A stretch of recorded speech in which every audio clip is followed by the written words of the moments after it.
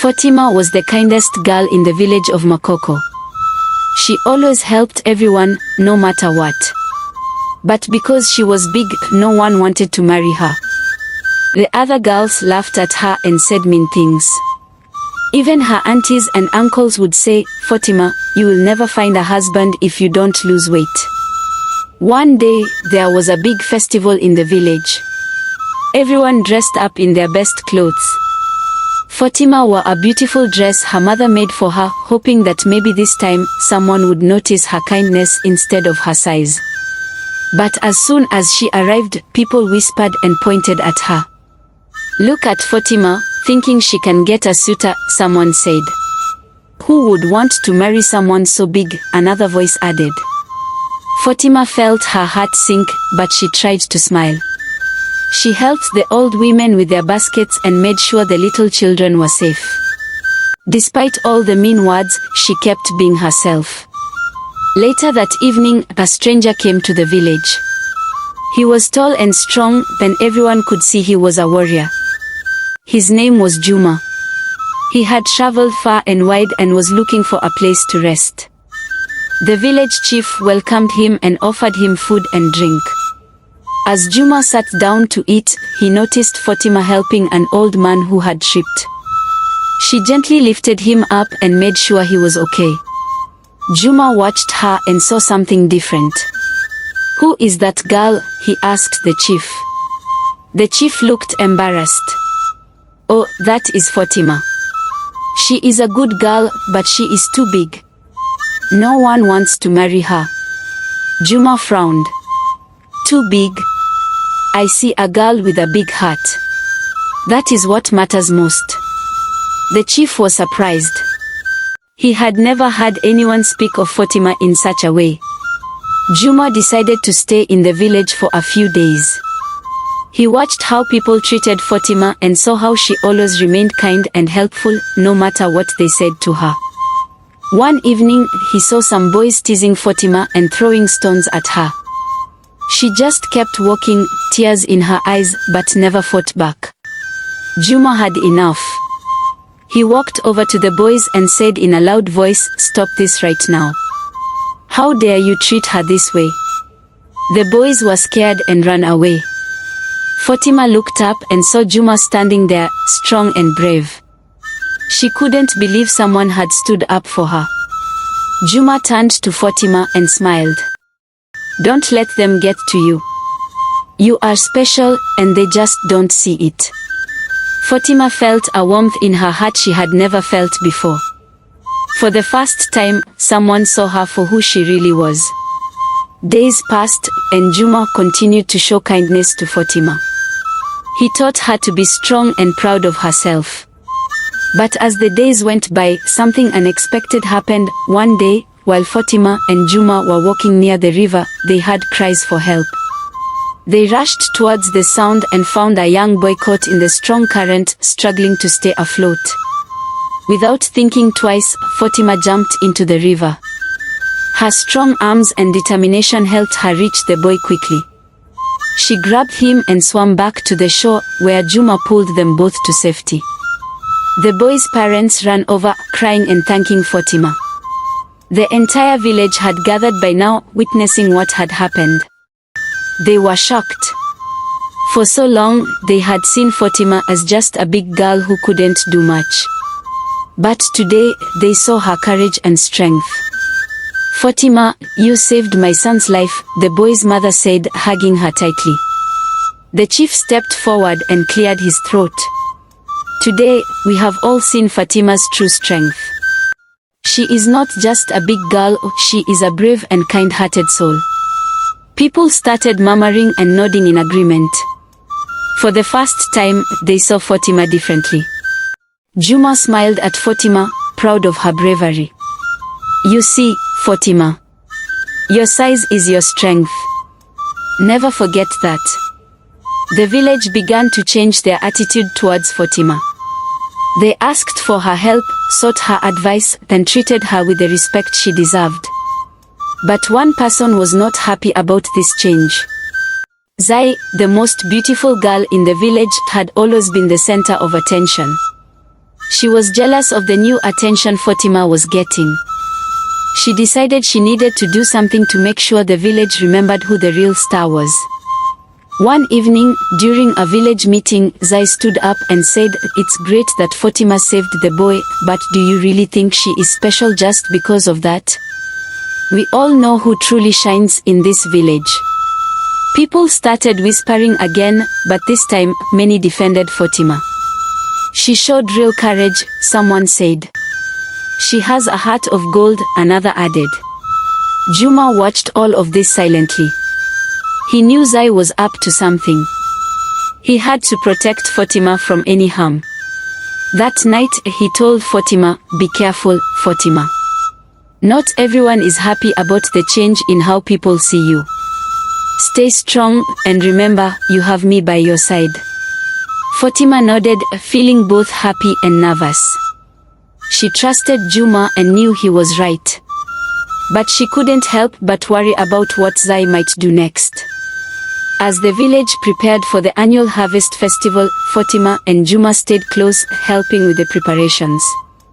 They didn't know that Zai was planning something that could put Fatima in great danger. The days leading up to the harvest festival were busy. Fatima and Juma worked hard, helping everyone. But Zai's jealousy grew stronger each day. She began spreading rumors about Fatima. "Did you hear?" Zai whispered to a group of villagers. "Fatima didn't really save that boy. It was Juma who did all the work. Fatima just took the credit."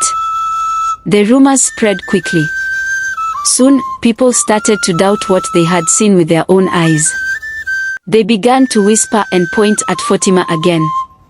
"Maybe Zai is right," one woman said.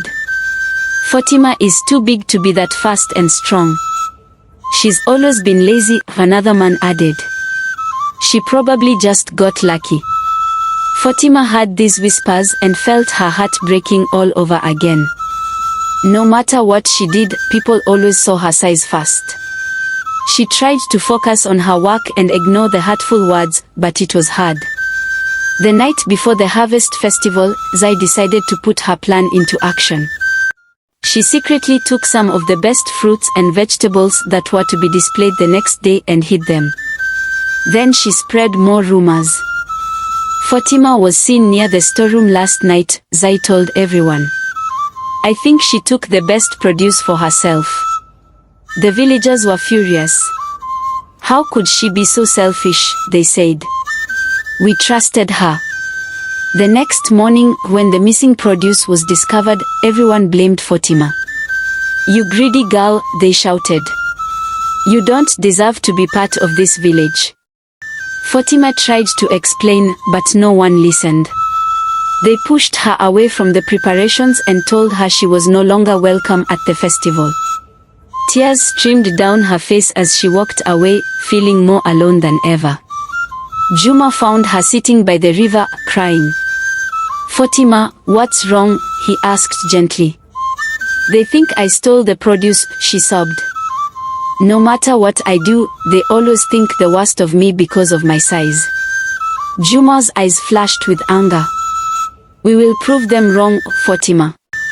I know you didn't do it."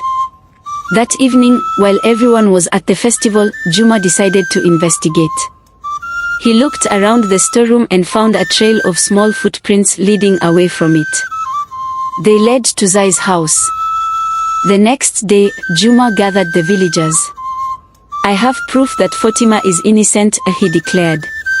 He showed them the footprints and how they matched Zai's shoes perfectly. The villagers were shocked. "Zai, how could you do this?" the chief demanded. Zai, caught and ashamed, tried to defend herself. "I just wanted everyone to see that I'm still the best." But the villagers were not listening to her excuses anymore. They turned to Fatima and apologized. "We were wrong about you, Fatima," the chief said. "Please forgive us." Fatima nodded, but her heart was still heavy. She had been hurt deeply by their words and actions. Even though they now saw the truth, she knew it would take time to heal. Juma stood by her side, holding her hand. You are strong, Fatima. Together, we will get through this. But as the days passed, Zai's jealousy did not fade. She was planning something even more dangerous to hurt Fatima and get back in the spotlight. Went by, the village tried to make up for their harsh treatment of Fatima. They invited her to events, asked for her help, and tried to show their appreciation. But Fatima still felt the sting of their past cruelty. One evening, while Fatima was helping her mother cook, Juma came running to their home. "Fatima, we need to talk," he said urgently. Fatima wiped her hands and followed Juma outside. "What's wrong?" she asked. "I overheard Z talking to some strangers at the edge of the village," Juma said. "She's planning something big, something that could hurt you and others." Fatima's heart sank. "What should we do?" "We need to tell the chief and make sure everyone is safe," Juma replied. "But first, we need to find out exactly what she's planning." That night, Juma and Fatima quietly followed Zai. They saw her meeting with two men who looked like trouble. They were whispering, but Juma and Fatima managed to hear bits and pieces of their conversation. "During the next festival, we'll create a scene," one of the men said. "People will blame Fatima again, and you'll be the hero." Zai smiled. "Perfect. Make sure it's something big enough that no one will ever trust her again." Fatima and Juma exchanged worried glances. They had to stop this plan before it happened. The next day, they went to the chief and told him everything. At first, he was skeptical. "Are you sure, Juma? This is a serious accusation." "Yes, Chief," Juma insisted. "We heard it ourselves. Zai is planning something dangerous." The chief thought for a moment. "All right. We will increase security during the festival and keep a close eye on Zai and those men." The day of the festival arrived. The village was bustling with excitement, but there was an underlying tension that only a few people understood. Fatima stayed close to Juma, feeling a mix of fear and determination. As the sun set and the celebrations were in full swing, the men Zai had spoken to made their move. They started a fire near the storeroom, hoping to cause chaos and blame Fatima. But the extra security noticed them and quickly put out the fire before it could spread. The villagers were confused and frightened. "What's happening?" they asked. The chief stepped forward. "We have caught the men responsible for this fire," he announced. "And we know who planned it." The men were brought before the villagers, and they confessed everything. "It was Zai. She told us to do it." Zai tried to run, but Juma caught her. "You can't escape this time," he said firmly. The villagers were shocked and angry. "Zai, how could you do this? We trusted you," they shouted. The chief shook his head in disappointment. "Zai, you have caused enough trouble. You will be punished for your actions." Fatima watched as Zai was taken away. She felt a strange mix of relief and sadness. She never wanted anyone to be hurt, but Zai's actions had to be stopped. The villagers gathered around Fatima and Juma. "We are so sorry for doubting you again, Fatima," the chief said. "You have shown nothing but kindness and strength." Fatima nodded, feeling the weight of their words. "Thank you," she said softly. "I just want to live in peace and help our village." And as the festival continued, the villagers made a promise to never judge someone by their appearance again. But as the night wore on, Fatima couldn't shake the feeling that her troubles might not be over yet. There were still whispers, and not everyone was quick to change their hearts. She knew the path to acceptance and respect was long and filled with challenges. But with Juma by her side, she felt ready to face whatever came next. And into weeks, the village slowly returned to its normal routine. The festival incident, though troubling, brought the villagers closer and made them more cautious about jumping to conclusions.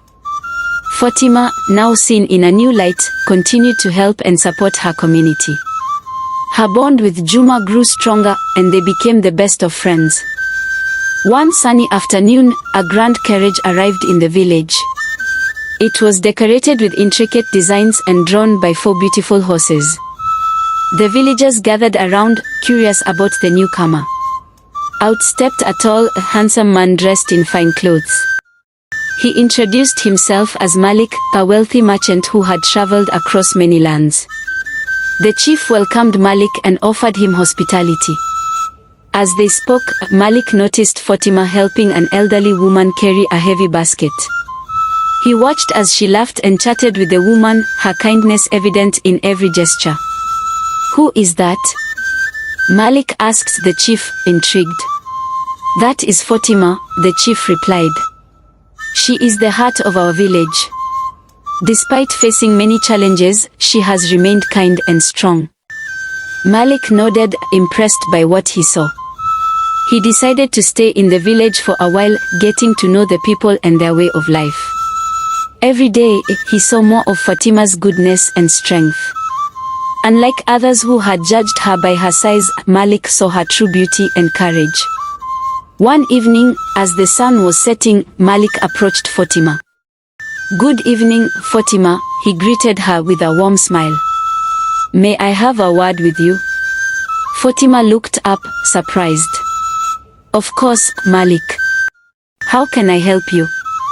"I have traveled to many places and met many people," Malik began. "But I have never met anyone like you. Your kindness and strength are truly remarkable. I have come to admire you greatly." Fatima blushed, not used to receiving such praise. "Thank you, Malik. That means a lot to me. I would like to get to know you better, if you would allow it," Malik continued. "Perhaps we could take a walk and talk." Fatima agreed, and they walked through the village, talking about their lives, dreams, and hopes. Malik shared stories of his travels, and Fatima told him about her life in the village and the challenges she had faced. They laughed and talked for hours, feeling a connection that neither had felt before. As the days went by, Malik and Fatima spent more time together. Malik's admiration for Fatima grew into deep affection. He saw in her a partner who was not only kind and strong but also wise and compassionate. One morning, Malik went to the chief and asked for his blessing. "I wish to marry Fatima," he said. "I have come to love her deeply and believe we can build a wonderful life together." The chief was delighted. "You have my blessing, Malik. Fatima deserves happiness, and I believe you will make a wonderful husband." Malik then went to Fatima's home, his heart pounding with anticipation. He found her tending to her garden, humming a soft tune. Taking a deep breath, he approached her. "Fatima," he said gently, "I have something important to ask you." Fatima looked up, her heart skipping a beat. "What is it, Malik?" He took her hands in his. "I have fallen in love with you, Fatima. Your kindness, strength, and beauty have captured my heart. Will you do me the honor of becoming my wife?" Fatima's eyes filled with tears of joy. She had never imagined that someone as wonderful as Malik would love her for who she was. "Yes, Malik," she whispered. "I will marry you." The news of their engagement spread quickly through the village. People were overjoyed for Fatima, realizing that she had found a love that saw beyond appearances. The wedding was a grand celebration, filled with music, laughter, and happiness. Fatima and Malik's love story inspired the entire village. They learned that true beauty lies within, and that kindness and strength are what make someone truly special. And as Fatima and Malik started their new life together, they knew they had found something rare and precious, a love built on respect, admiration, and true understanding. But even as they embraced their new life, there were still challenges to face. Not everyone in the village had fully accepted the change, and there were whispers and jealous glances. Fatima and Malik knew they would have to continue to prove that their love was strong enough to withstand any test. As Fatima and Malik settled into married life, their love continued to blossom. They faced challenges together, supporting each other through thick and thin. Malik's presence brought a newfound respect for Fatima in the village, and slowly, more people began to see her true worth beyond her size.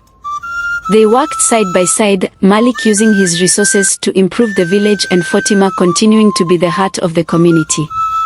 Over time, their love story became a beacon of hope and inspiration for everyone around them. Years passed, and Fatima and Malik grew old together, surrounded by children and grandchildren who adored them. The village prospered under their care, and they were respected and loved by all. Though there were moments of doubt and challenges along the way, Fatima's journey from rejection to acceptance showed everyone the power of kindness, strength, and resilience. Her story became a reminder that true beauty is found in compassion and character, and that love, when built on understanding and respect, can overcome any obstacle. And so, Fatima and Malik lived happily ever after, their legacy of love and compassion enduring through generations in the village of Mokoko.